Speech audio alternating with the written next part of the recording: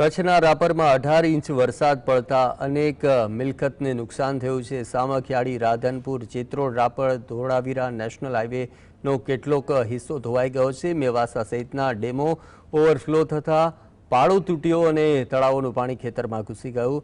400 થી 500 એકરનો પાક નષ્ટ થઈ ગયો છે। નારણપર, સુવાઈ, ગૌરીપર સહિતમાં જમીનો ધોવાઈ ગઈ। વીજપોલ ધરાશાયી થયા, વીજળી રસ્તા અસરગ્રસ્ત થયા છે। કલેક્ટરે કહ્યું અને તેણે મુલાકાત પણ લીધી। મામલતદારે કચેરીએ વિભાગીય અધિકારીઓ સાથે મીટિંગ કરી તાત્કાલિક રાહત ટીમ બનાવી છે। દબાણો દૂર કર્યા, પાક નુકસાનનો સર્વે અને મદદના આદેશો આપ્યા છે।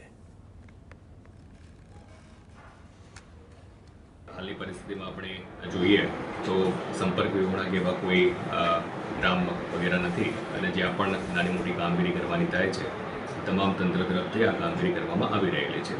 મોટાભાગના ગામોમાં જે વીજળી બાબત છે તો પીજીવીસીએલ તરફથી આ કામગીરી કરવામાં આવેલી છે અને જ્યાં પણ હજુ પણ નાના મોટા પ્રશ્નો હશે તો એ બાબતે પણ પીજીવીસીએલની ટીમ ગ્રાઉન્ડ લેવલે અત્યારે કામ કરી રહી છે।